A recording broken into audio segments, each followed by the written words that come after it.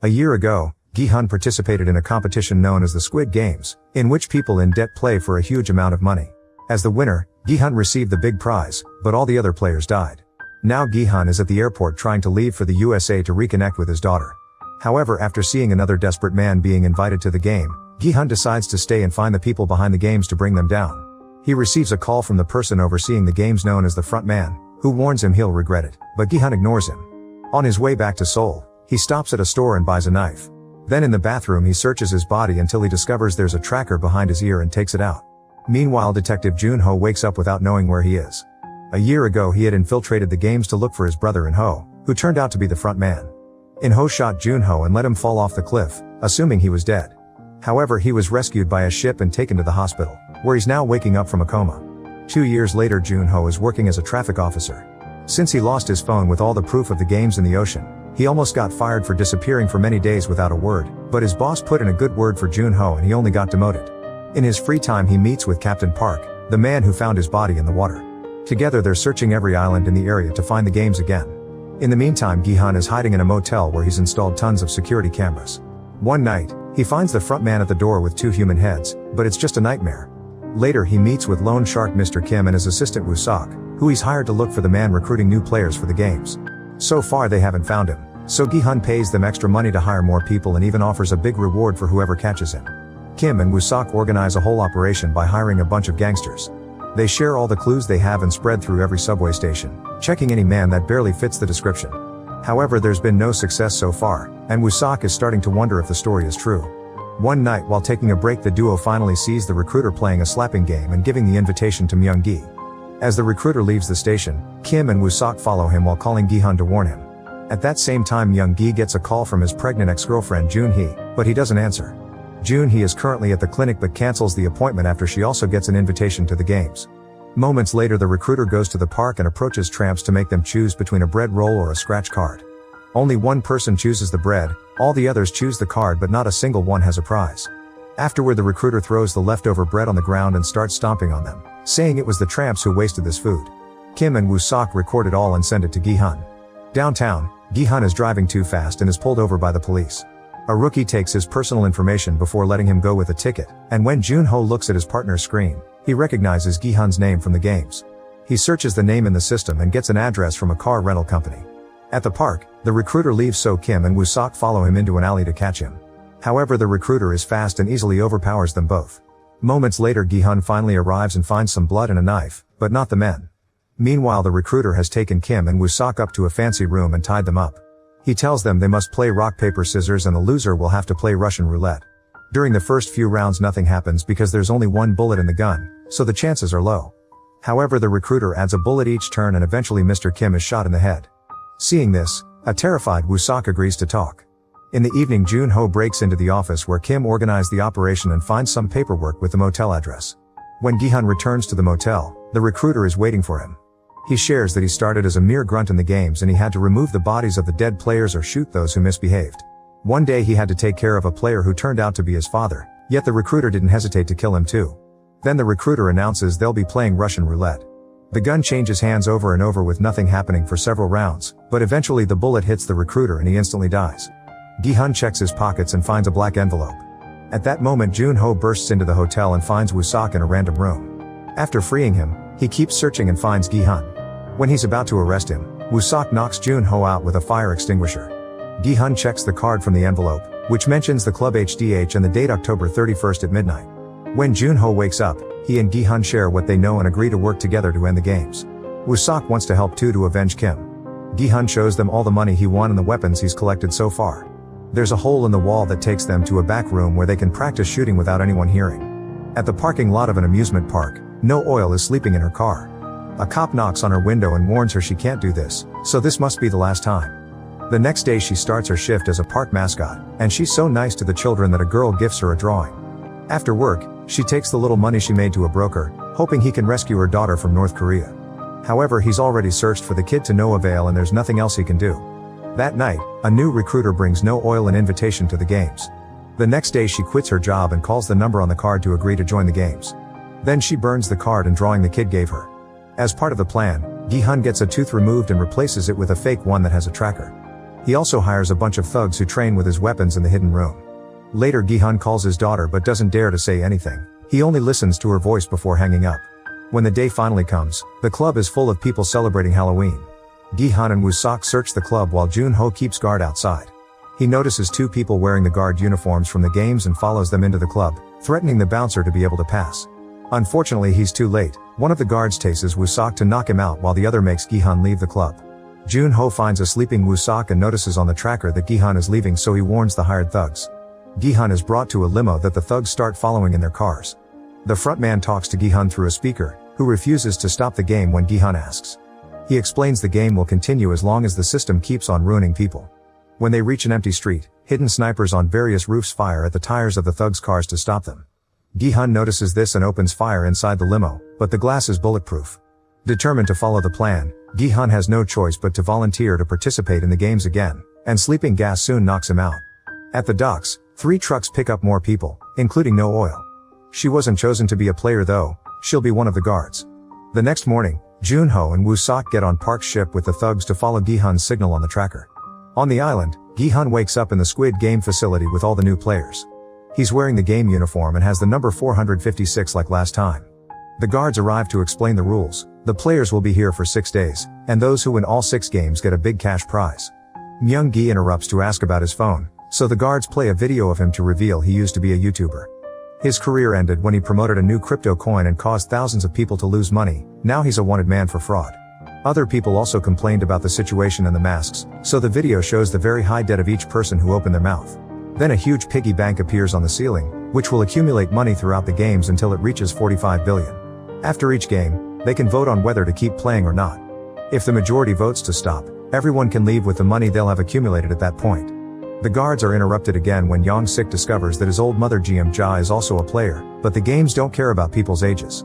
The next step is signing the consent forms. After Myung-gi is done, he's approached by Nam-gyu and rapper Thanos, who lost money on the crypto scam. Myung-gi doesn't feel guilty and Thanos gets rather aggressive, so Nam-gyu has to pull them apart before things escalate. When it's Gi-hun's turn to sign, he reads the rest of the rules. Players can't quit and those who don't play will be eliminated. The only way to stop things is during the voting ceremony. Then the players get their pictures taken before they're sent out to the first game.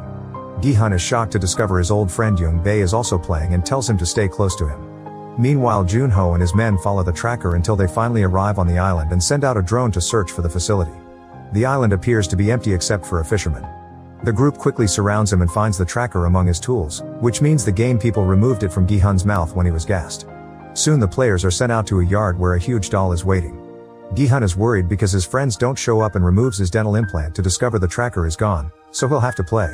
The first game will be red light green light. Players have 5 minutes to reach the other end of the yard, but they can only move when the doll says green light. If the doll says red light, everyone must stay still, and those who move will be out. Gi-hun tries to warn everyone that eliminated here means literally killed, but they don't believe him. The game finally starts and the frontman in Ho watches from his private room. Determined to save everyone, Gi-hun yells instructions saying when to move or when to freeze, allowing the whole group to advance a lot without trouble. However, when Thanos tells a woman that there's a bee on her neck, she freaks out and moves, so she instantly gets shot. Everyone is in shock as the bee flies away and scares another person into moving, so this player gets shot too. This causes lots of people to panic and try to run away, thus No Oil begins shooting them all down from her guard spot. Gi-hun keeps yelling to remind everyone to stay still, but they still lose dozens of players. Now people believe Gi-hun, so he explains the doll can only tell they're moving through sensors and they should hide behind players bigger than them. Whenever they can move, Thanos uses the chance to take some illegal candy that he hid in his necklace. Following Gi-hun's instructions, the group keeps on playing pretty well, although No Oil shoots a woman for trembling.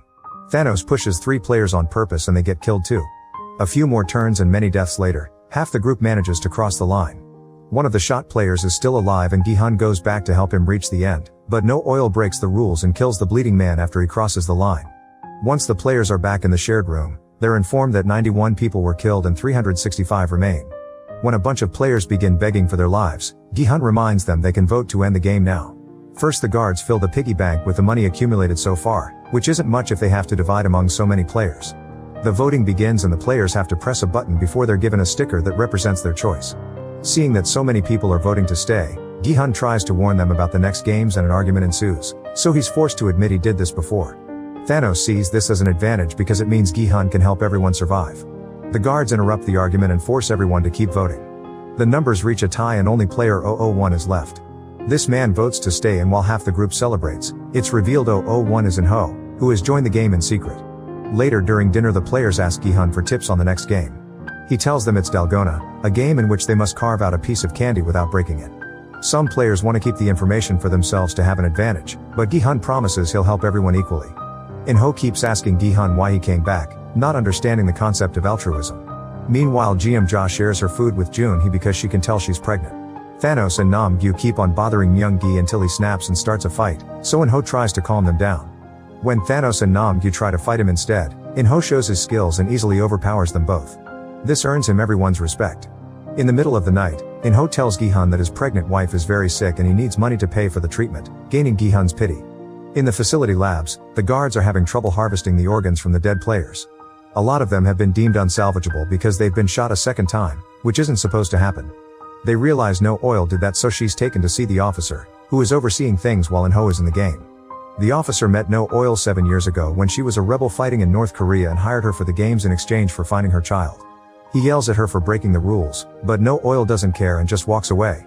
In Seoul, Jun-ho tries to get help from the police, but they still refuse to do anything without evidence. He tells Woo-sok and the thugs to keep searching the islands in the area, however Park says they'll have to wait to sail again because of the bad weather. The next day, Thanos continues to secretly take his happy candy. Jun-hee approaches Myung-gi to tell him she's keeping the baby, which goes against what they agreed on.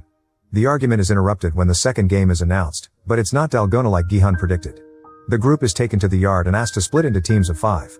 Most people don't trust Gi-hun anymore, so he ends up in a team with In-ho, Young-bae, Dae-ho, and Jun-hee. The game is 6-legged pentathlon and each team will have all their legs tied together. They'll take turns playing a mini-game at every 10-meter mark, and if they win, the team can move to the next one. There are 5 games and 5 minutes to finish them all. After the teams choose which player will play each game, the guards tie their ankles together. While the first 2 teams start playing, the waiting teams watch them to learn some strategies. Dae-ho watches a seize deal with some pieces and begins practicing with some stones from the ground. When a team fails at a game, they're allowed to start over as many times as necessary, but it loses a lot of time. This makes them more scared and nervous, causing them to make even more mistakes. Instead of paying attention, Nam-gyu asks Thanos to share his happy candy. When the first round ends, both teams fail to finish the games and all 10 players are shot in the spot. More guards arrive to take the bodies away in coffins, but No Oil always makes sure to shoot them again. The next team to play is Jeom-ja's. Young-mi is very nervous and keeps losing the first game, but Yoon-ju gently calms her down and she manages to win. Young-sik misses the first rock throw, but nails the second. Jeom-ja plays with the little pieces and makes a small mistake, however she quickly recovers and wins thanks to her son's support. As the crowd cheers for them, the 5th team member gets too nervous because she sees the blood on the ground and she can't get the spinning top ready after many tries. Yoon-ju slaps her a couple of times and threatens her until she concentrates, which helps her use the spinning top correctly. Lastly, Yoon-ju has to kick a pom-pom 5 times and pulls it off on her first try, so the team wins the challenge just in time. The teams keep playing with various degrees of success. Most of them pass, including Thanos' group, but a few lose and get killed, so there's blood everywhere now. The final 2 teams are some randoms and Gi-hun's. Jun-hee starts by winning on her first try, and Young-bae does the rock toss on his first try too. Thanks to his practice, Dae-ho is also successful without missing. Unfortunately, In-ho keeps missing the spinning top and starts freaking out, so Gi-hun has to calm him down. Thanks to that support, In-ho finally wins the game. With only a few seconds left, Gi-hun begins kicking the pom-pom and almost misses, but In-ho helps him move and the team successfully finishes the challenge. The other team doesn't make it and they're killed. When the players return to the room, Yoon-ju shares with her team that she needs the money to pay for the operation to finish her transition. Nobody is happy to see that Gi-hun has made it. His team decides to do proper introductions, and In-ho uses a fake name. Meanwhile, 2 guards push No Oil into her room and scold her for ruining the bodies. She tries defending herself, but there are 2 of them and they have a knife, so they overpower her. As they cut her cheek, they tell her this is the last warning. If she messes with the bodies again, they'll cut her fingers. Afterward, the guards go to the players' room to add the money to the piggy bank and announce 110 players died during the last game, which means 255 are left. Now it's time to vote, and Jin-hun's team, including In-ho, agrees to choose to stop. Young-sik ignores his mother's worries and chooses to continue. The votes are looking like a tie again, so In-ho gives a speech to try to convince everyone to stop. However, an old man insists it's still not enough money since most people here have huge debts. An argument ensues again, so the guy begins chanting one more game, quickly gaining the support of lots of people. In the end, staying in the game wins. Later over dinner, Young-sik explains to his mother that he has more debt than she knows about, but Jeom-ja is still disappointed by him. Gi-hun's team isn't happy with Young-bae either because he also voted to stay, but they still keep him around. They also give Jun-hee some extra food for the baby. In the bathroom, Thanos' team is harassing Myung-gi because he chose to leave, but when they're about to fight, In-ho comes in and Thanos leaves in fear.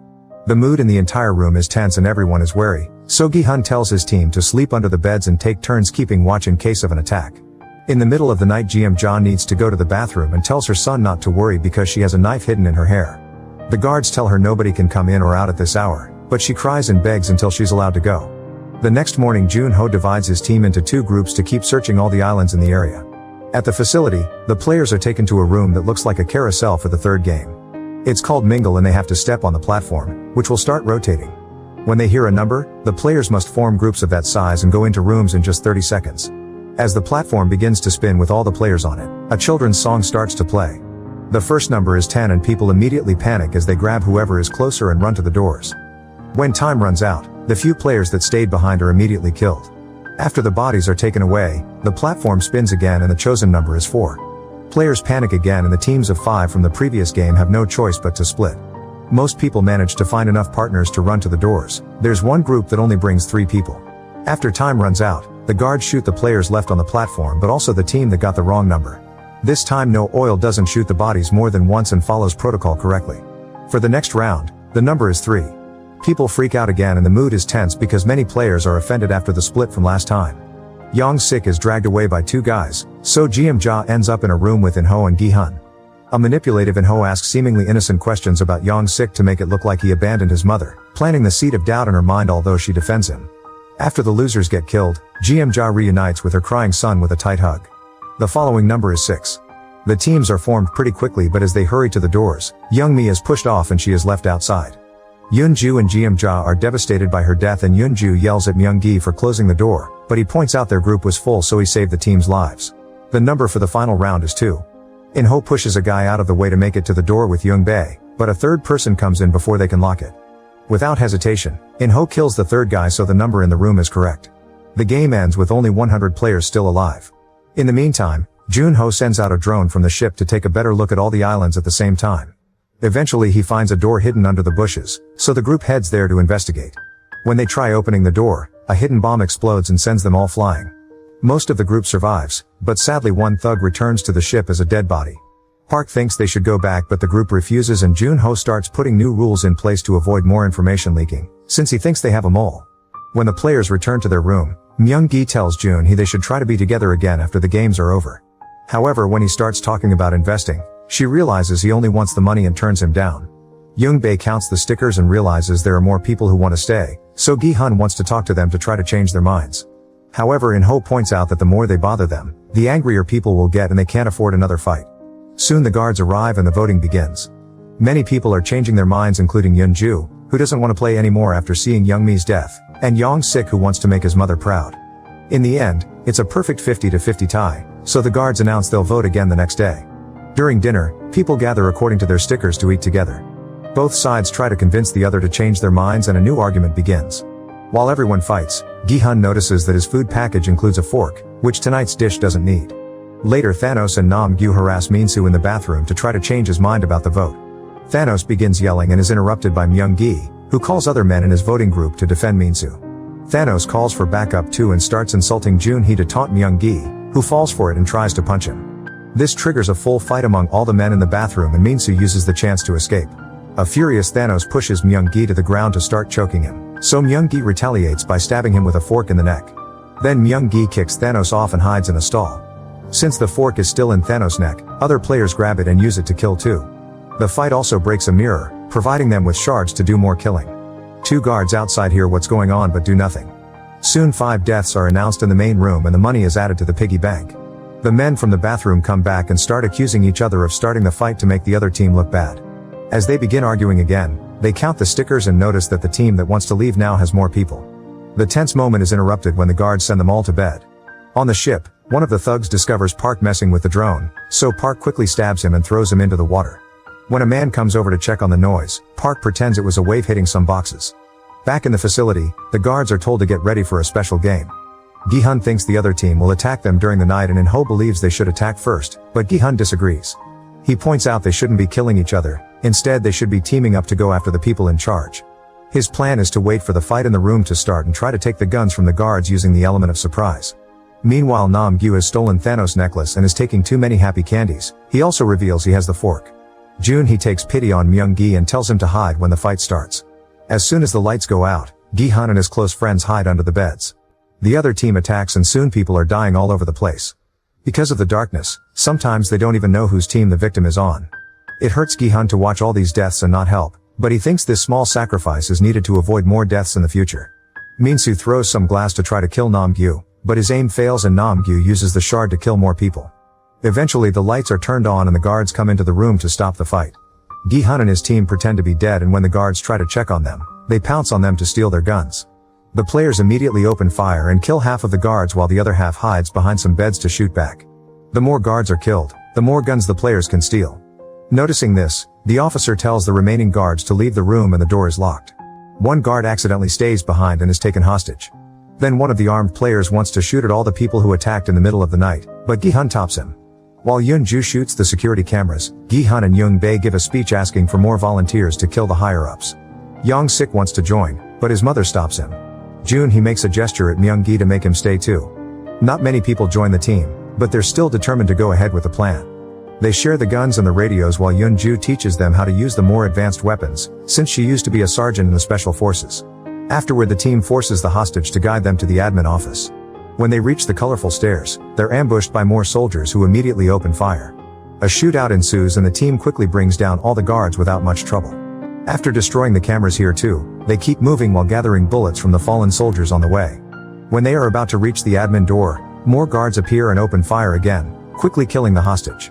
As another gunfight begins, Gi-hun and Young-bae decide to move ahead and search for the boss while the rest of the team buys them time. The duo opens every door in the corridor and they all appear blocked. Then Gi-hun notices a sensor on the wall and puts up a soldier mask, which opens a wall into another corridor. They encounter more guards on the way, so they use the mask to trick them and shoot them down only for more guards to come after them. In the main corridor, the team loses a few people and is running out of bullets. Gi-hun and Young-bae call them to tell them they're stuck with soldiers too, so In-ho and two guys run to help them. Dae-ho volunteers to look for more bodies to get more ammo. Meanwhile Gi-hun takes a risk and goes closer to the bodies to steal some bullets, rolling out of the way with only a graze on his arm. At that moment In-ho arrives with the two men and tells Gi-hun he's found an alternate entrance to the office, but he needs the duo to keep the guards distracted. Gi-hun agrees and gives him his last ammo, thinking Dae-ho will arrive soon with more. In the room, Dae-ho gathers all the ammo he can find in the dead bodies with the help of the others. However, on his way out, he hears all the shooting and gets scared, so he drops the radio and returns to the room to stay with the others. Yoon-ju thinks it's suspicious nobody answers the radio and decides to go investigate.